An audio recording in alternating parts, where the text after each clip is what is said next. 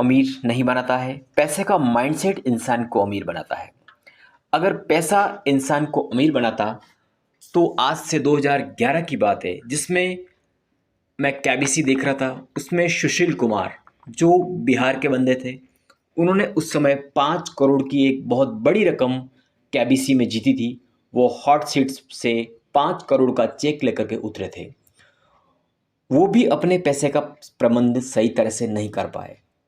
अगर पैसा ही अमीर बनाता तो उनका धन आज कई गुना बढ़ गया होता। कंजूस व्यक्ति भी पैसे का उपयोग सही तरह से नहीं कर सकता है। वो भी डर डर के सिर्फ उसकी रखवाली करता है।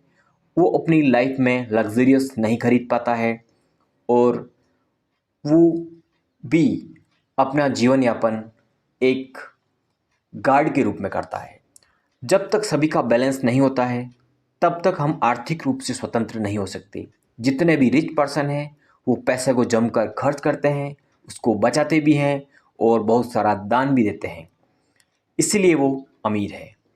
अगर पैसे का प्रबंध देखा जाए तो इस पैसे के अंदर 4 प्रकार के लोग होते हैं, जिसके अंदर एम्प्लॉय होते हैं जो खुद कर्मचारी होते हैं, कहीं काम करते हैं। एक होते हैं सेल्फ एम्प्लॉय जिनका खुद का अपना काम होता है, जैसे डॉक्टर, इंजीनियर, वकील या जो अपनी खुद का उनका कोई इंस्टीट्यूट होता है। और इन्वेस्टर, बिजनेसमैन, ये अलग क्वाड्रेंट में आते हैं। 5% दौलत इस दुनिया के अंदर एम्प्लॉय और सेल्फ एम्प्लॉय के पास है और इस दुनिया की 95% जो दौलत है, संपत्ति है, वो इन्वेस्टर और बिजनेसमैन के पास है।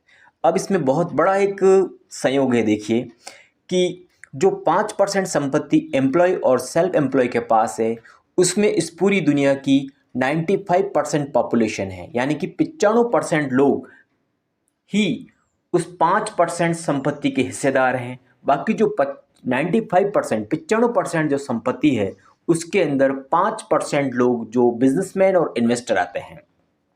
ये धन की बहुत बड़ी एक खाई है जो गरीबी और अमीरी के अंदर बहुत बड़ा अंतर पैदा करती है। धन की बहुत बड़ी असमानता है। किसी विद्वान ने सच ही कहा है कि सारी दौलत को सभी लोगों में बराबर बांट दिया जाए, लेकिन वो सिर्फ 4 और 5 साल के अंदर उन लोगों के पास फिर से लौट जाएगी जहाँ से वो आई थी। क्योंकि आज दिन तक ऐसा कोई स्कूल नहीं बना जो आपको आर्थिक रूप से स्वतंत्र होना सिखाता है, आपको अमीर बनना सिखाता है। आज की स्कूली शिक्षा सिर्फ और सिर्फ कर्मचारी पैदा करती है। कोई स्कूल ये नहीं सिखाता है कि आपको पैसे के साथ में कैसा व्यवहार करना है। ये नहीं सिखाया जाता कि अमीरी का सफ़र कैसे तय किया जाता है।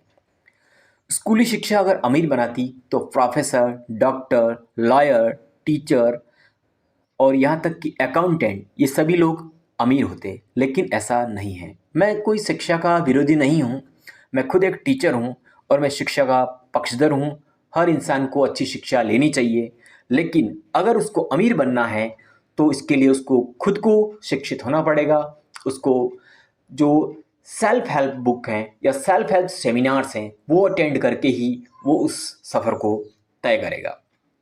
भारत में अगर अमीरों की संख्या देखी जाए, जो मिलेनियर हैं, जो करोड़पति हैं, वो संख्या देखी जाए, जहाँ की भारत की जनसंख्या 140 करोड़ है, उसमें से करोड़पतियों की संख्या 7,97,714 है।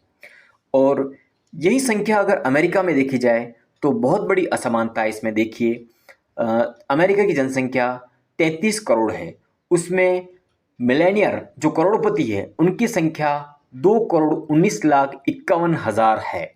पूरी दुनिया के अंदर जितने भी करोड़पति हैं, रिच पर्सन हैं, उनका 39% लोग अमेरिका में हैं। 39% लोग अमेरिका में हैं, यानी कि अमेरिका के अंदर सबसे ज़्यादा करोड़पति हैं। यह बहुत बड़ी असमानता है जो हमारे देश के अंदर है, यानी कि हमारे देश के अंदर लोगों को और भी अमीर बनने की ज़रूरत है। इसका अर्थ यह है कि अमेरिका की स्कूली शिक्षा में कई वो सब्जेक्ट शामिल है जो आपको आर्थिक रूप से स्वतंत्र बनाता है, आपको धनवान बनाता है। शायद भारत की गुरुकुल पद्धति भी ऐसी रही होगी जिसकी वजह से हमारे देश में आर्थिक रूप से संपन्नता थी, लोग अमीर थे और इसी वजह से हमारा देश उस समय सोने की चिड़िया का कहलाता था। मैं जिमरॉन की बात से सहमत हूँ। Formal education will make you living, self education will make you Fortune. यानी कि हमारी जो फॉर्मल स्कूली शिक्षा है वो सिर्फ हमें जीवन का निर्वाह करना सिखाती है, और हमारी सेल्फ एजुकेशन, जो सेल्फ एजुकेशन हम लेते हैं खुद हम किसी सेमिनार, किसी मीटिंग्स या बड़े बड़े जो रिच पर्सन हैं उनके साथ में बैठ कर के जो एजुकेशन लेते हैं, वो शिक्षा हमें भाग्यशाली बनाती है, हमें संपन्न बनाती है। Thank you friends, all the best.